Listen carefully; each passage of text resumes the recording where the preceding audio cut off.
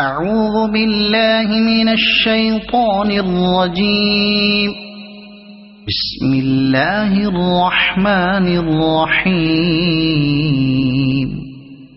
أتى أمر الله فلا تستعجلوه سبحانه وتعالى عما يشركون. ينزل الملائكة بالروح من أمره على من يشاء من عباده أن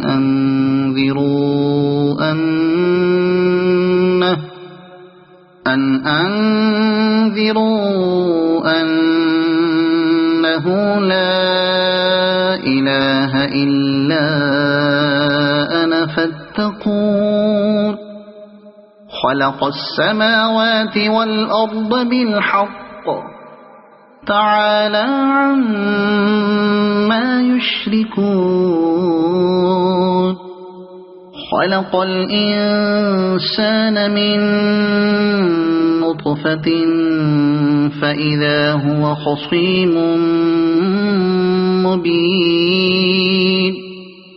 والأنعام خلقها لكم فيها دفء ومنافع ومنها تأكلون. ولكم فيها جمال حين تريحون وحين تسرحون. وتحمل أثقالكم إلى بلد لم تكونوا بالغيه إلا بشق الأنفس إن ربكم لرؤوف رحيم. والخيل والبغال والحمير لتركبوها وزينة ويخلق ما لا تعلمون. وعلى الله قصد السبيل ومنها جائر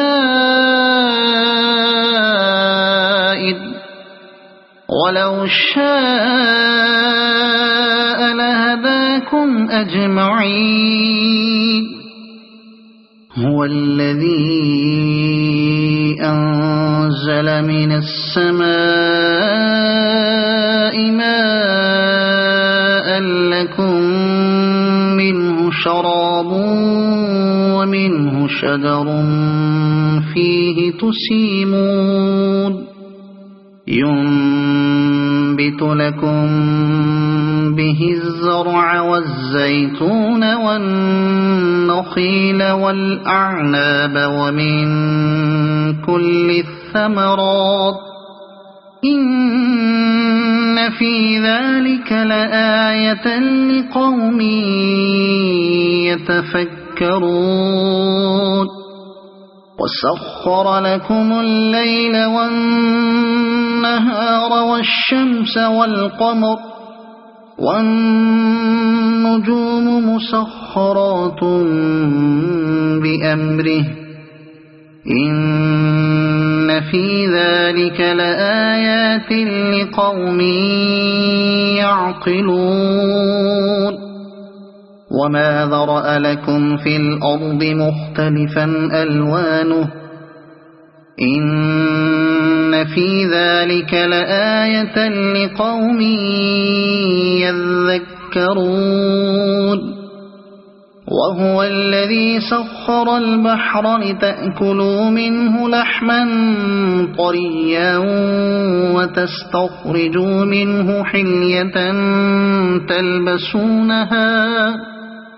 وترى الفلك مواخر فيه ولتبتغوا من فضله ولعلكم تشكرون. وألقى في الأرض رواسي أن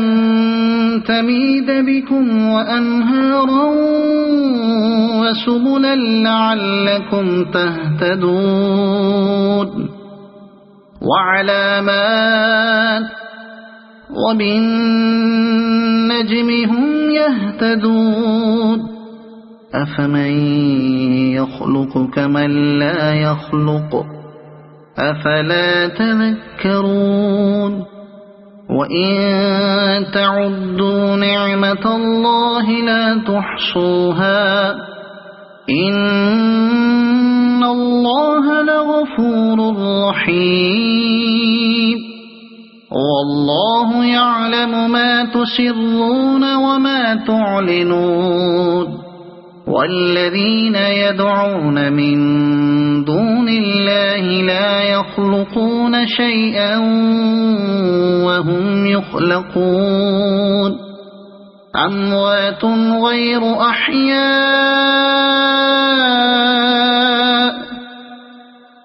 وما يشعرون أيان يبعثون إلهكم إله واحد فالذين لا يؤمنون بالآخرة قلوبهم منكرة وهم مستكبرون لا جرم أن الله يعلم ما يسرون وما يعلنون إنه لا يحب المستكبرين وإذا قيل لهم ماذا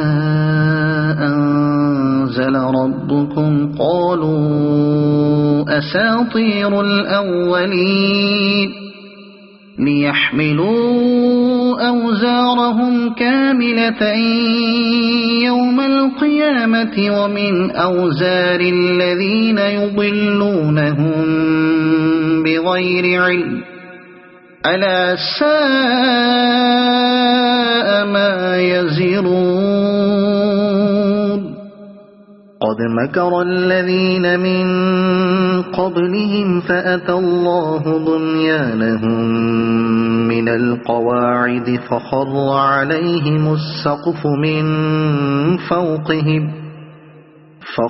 عليهم السقف من فوقهم وأتاهم العذاب من حيث لا يشعرون ثم يوم القيامة يخزيهم ويقول أين شركائي الذين كنتم تشاقون فيهم قال الذين أوتوا العلم إن الخزي اليوم والسوء على الكافرين الذين تتوفاهم الملائكة ظالمي أنفسهم فألقوا السلم ما كنا نعمل من سوء بلى إن الله عليم بما كنتم تعملون فادخلوا أبواب جهنم خالدين فيها فلبئس مثوى المتكبرين وقيل للذين اتقوا ماذا أنزل ربكم قالوا خيرا للذين أحسنوا في هذه الدنيا حسنة ولدار الآخرة خير ولنعم دار المتقين جنات عدن يدخلونها تجري من تحتها الأنهار لهم فيها ما يشاءون كذلك يجزي الله المتقين الذين تتوفاهم الملائكة طيبين يقولون سلام عليكم ادخلوا الجنة بما كنتم تعملون هل ينظرون إلا أن تأتيهم الملائكة أو يأتي أمر ربك كذلك فعل الذين من قبلهم وما ظلمهم الله ولكن كانوا أنفسهم يظلمون فأصابهم سيئات ما عملوا وحاق بهم ما كانوا به يستهزئون وقال الذين أشركوا لو شاء الله ما عبدنا من دونه من شيء نحن ولا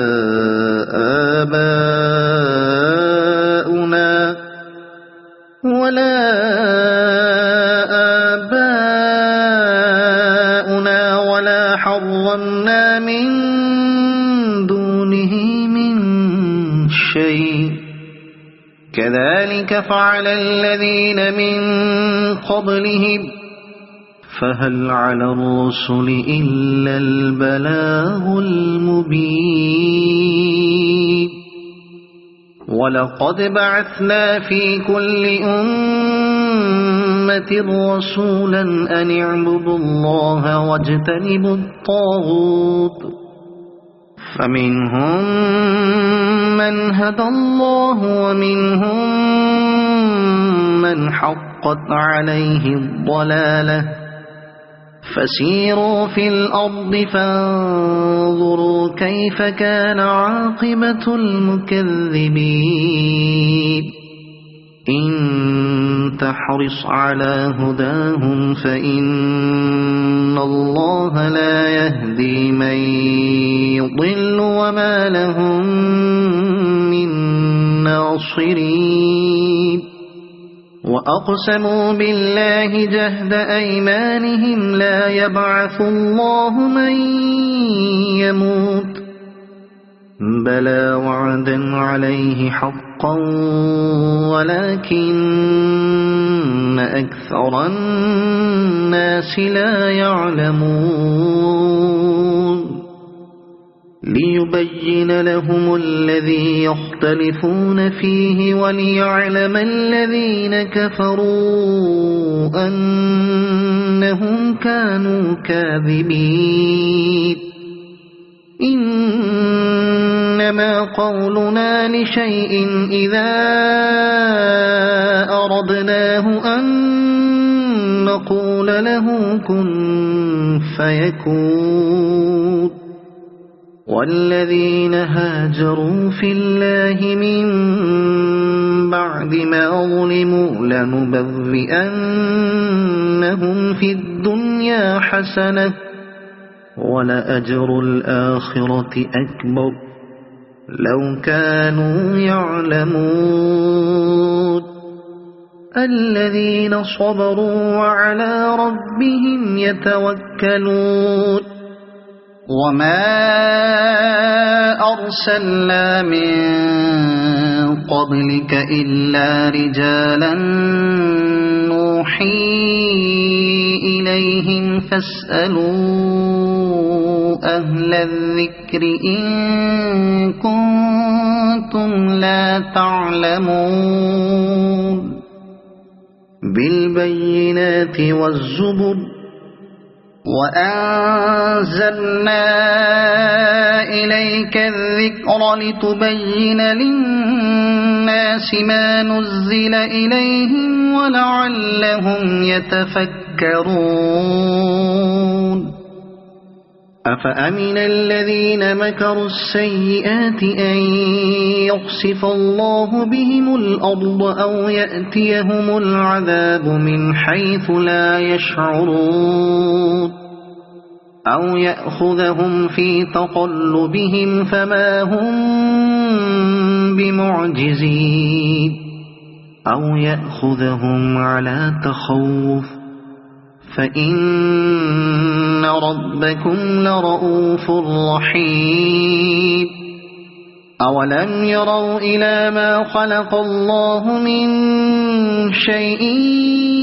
يتفيأ ظلاله عن اليمين والشمائل سجدا لله وهم داخرون ولله يسجد ما في السماوات وما في الأرض من دابة والملائكة وهم لا يستكبرون يخافون ربهم من فوقهم ويفعلون ما يؤمرون وقال الله لا تتخذوا إلهين اثنين إنما هو إله واحد فإياي فارهبون وله ما في السماوات والأرض وله الدين واصبا أفغير الله تتقون وما بكم من نعمة فمن الله ثم إذا مسكم الضر فإليه تجأرون ثم إذا كشف الضر عنكم إذا فريق منكم بربهم يشركون ليكفروا بما آتيناهم فتمتعوا فسوف تعلمون ويجعلون لما لا يعلمون نصيبا مما رزقناهم تالله لتسألن عما كنتم تفترون ويجعلون لله البنات سبحانه ولهم ما يشتهون وإذا بشر أحدهم بالأنثى ولى وجهه مسودا وهو كظيم يتوارى من القوم من سوء ما بشر به أيمسكه على هون أم يدسه في التراب ألا ساء ما يحكمون للذين لا يؤمنون بالآخرة مثل السوء ولله المثل الأعلى وهو العزيز الحكيم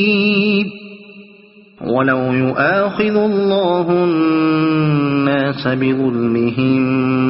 ما ترك عليها من دابة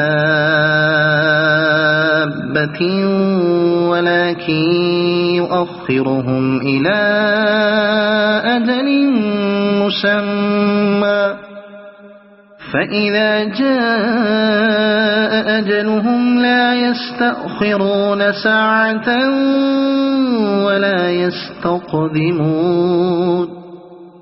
ويجعلون لله ما يكرهون وتصف ألسنتهم الكذب أن لهم الحسنى لا جرم أن لهم النار وأنهم مفرطون تالله لقد أرسلنا إلى أمم من قبلك فزين لهم الشيطان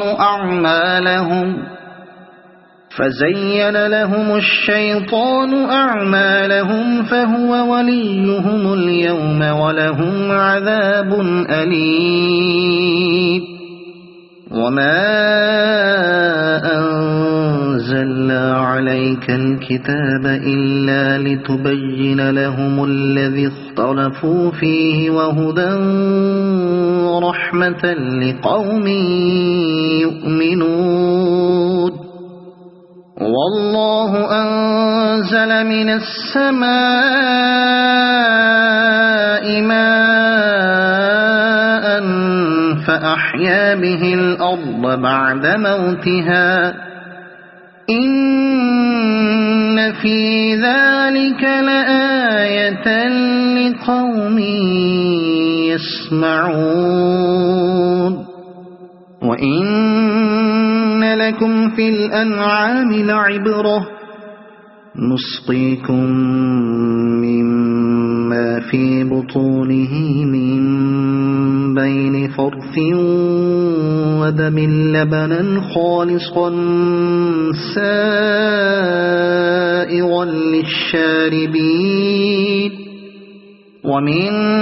ثمرات النخيل والأعناب تتخذون منه سكرا ورزقا حسنا إن في ذلك لآية لقوم يعقلون وأوحى ربك إلى النحل أن اتخذي من الجبال بيوتا ومن الشجر ومما يعرشون ثم كلي من كل الثمرات فاسلكي سبل ربك ذللا يخرج من بطونها شراب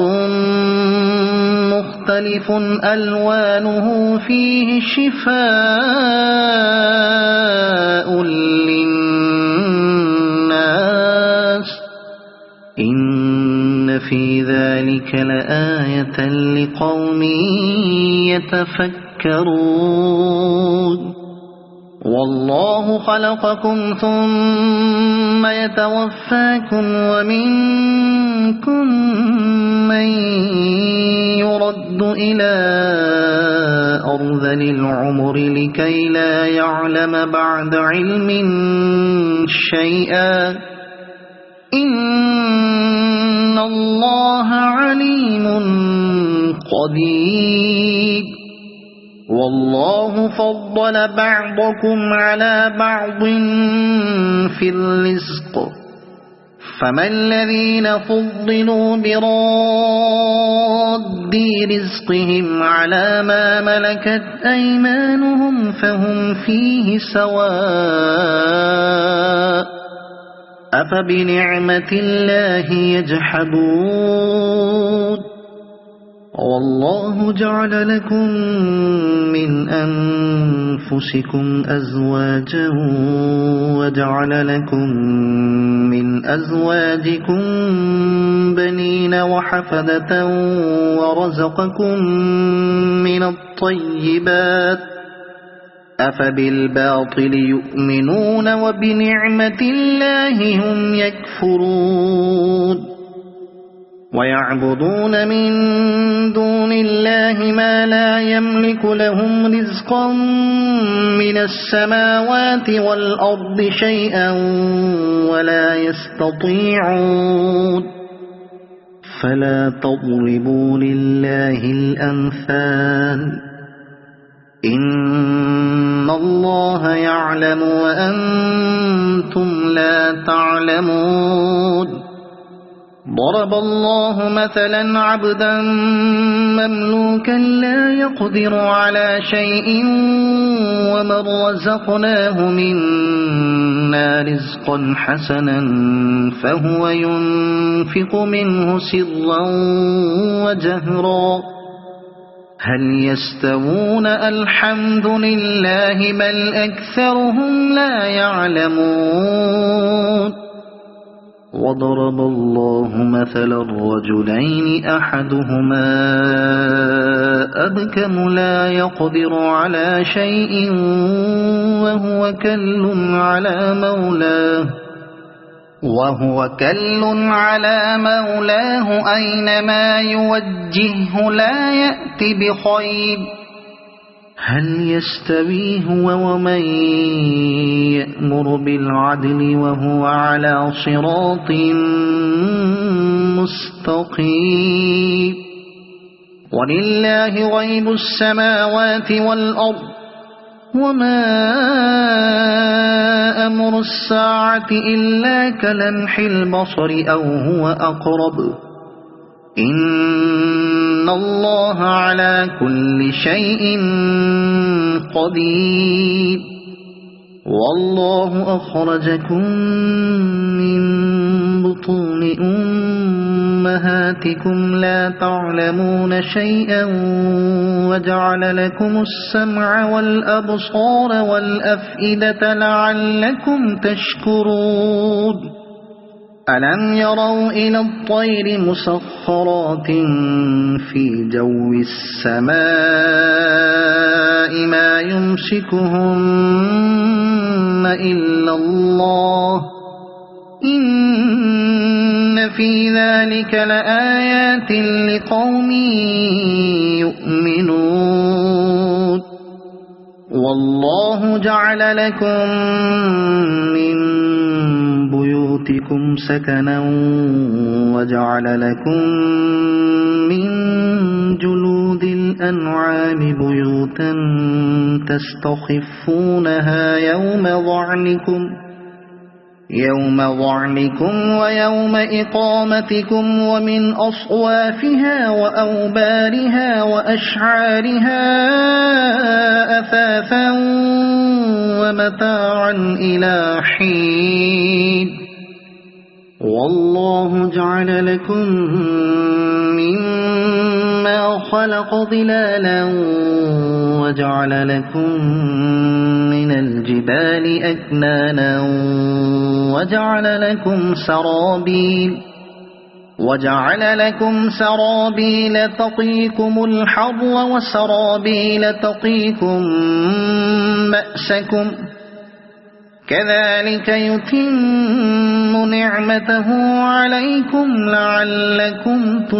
تسلمون فإن تولوا فإنما عليك البلاغ المبين يعرفون نعمة الله ثم ينكرونها وأكثرهم الكافرون ويوم نبعث من كل أمة شهيدا ثم لا يؤذن للذين كفروا ولا هم يستعتبون وإذا رأى الذين ظلموا العذاب فلا يخفف عنهم ولا هم ينظرون وإذا رأى الذين أشركوا شركاءهم قالوا ربنا هؤلاء شركاؤنا الذين كنا ندعو من دونك فألقوا إليهم القول إنكم لكاذبون وألقوا إلى الله يومئذ السلم وضل عنهم ما كانوا يفترون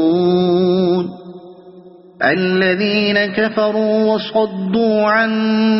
سبيل الله زدناهم عذابا فوق العذاب بما كانوا يفسدون ويوم نبعث في كل أمة شهيدا عليهم من أنفسهم وجئنا بك شهيدا على هؤلاء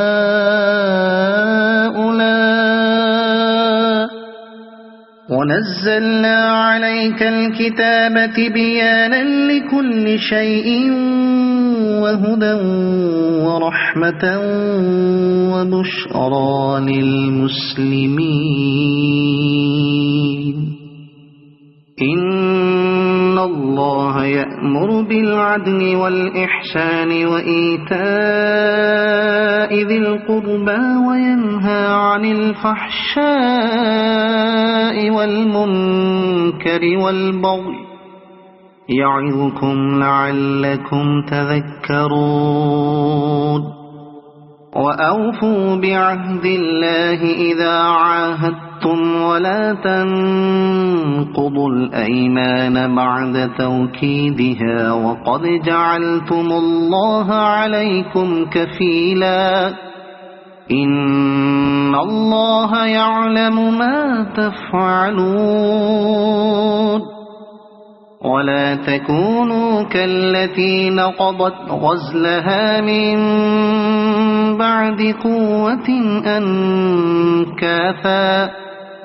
تتخذون أيمانكم دخلا بينكم أن تكون أمة هي أربى من أمة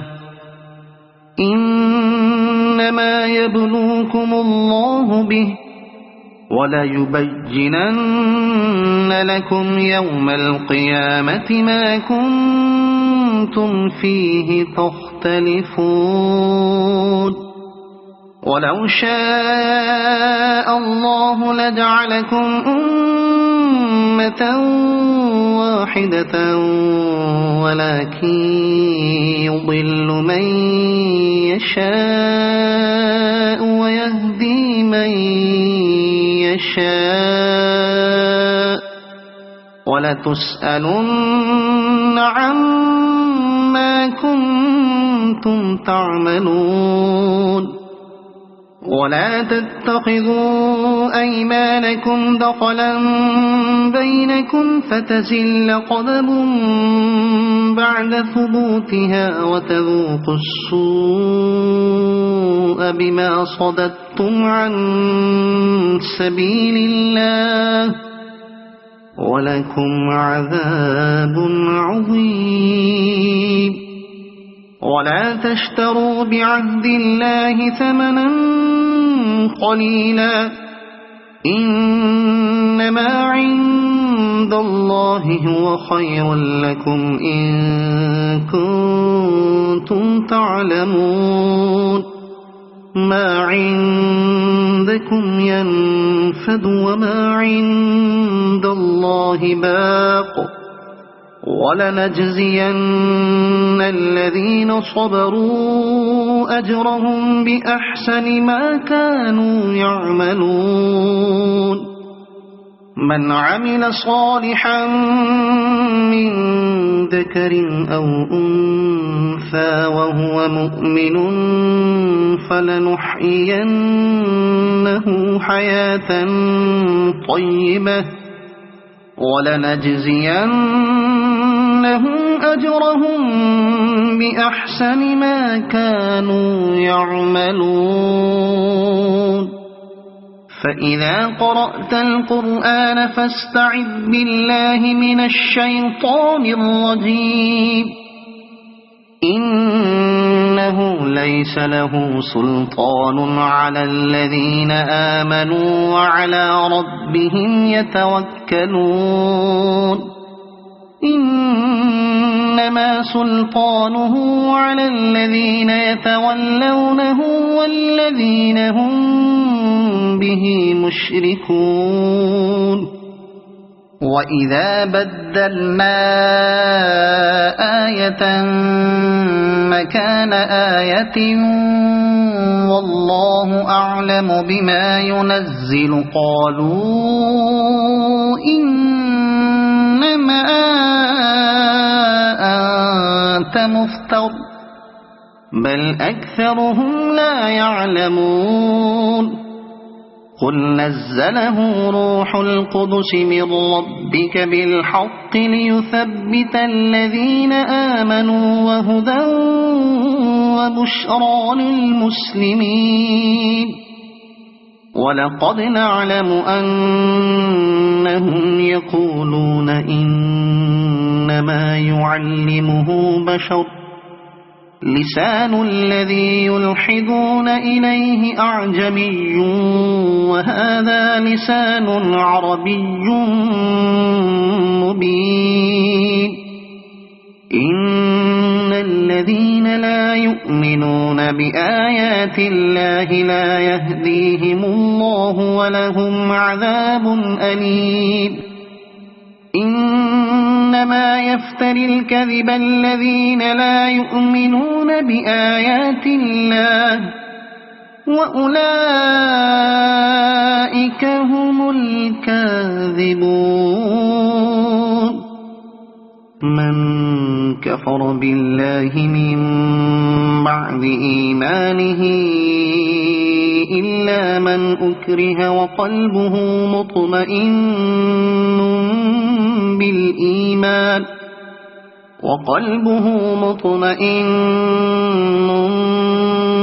بالإيمان ولكن من شرح بالكفر صدرا فعليهم غضب من الله ولهم عذاب عظيم ذلك بأنهم استحبوا الحياة الدنيا على الآخرة وأن الله لا يهدي القوم الكافرين أولئك الذين طبع الله على قلوبهم وسمعهم وأبصارهم وأولئك هم الغافلون لا جرم أنهم في الآخرة هم الخاسرون ثم إن ربك للذين هاجروا من بعد ما فتنوا ثم جاهدوا وصبروا إن ربك من بعدها لغفور رحيم يوم تأتي كل نفس تجادل عن نفسها وتوفى كل نفس ما عملت وهم لا يظلمون وضرب الله مثلا قرية كانت آمنة مطمئنة يأتيها رزقها رغدا من كل مكان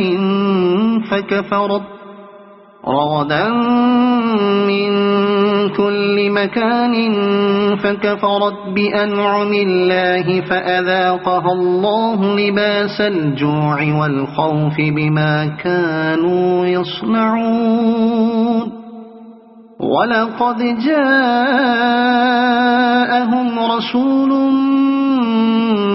منهم فكذبوه فأخذهم العذاب وهم ظالمون فكلوا مما رزقكم الله حلالا طيبا واشكروا نعمة الله إن كنتم إياه تعبدون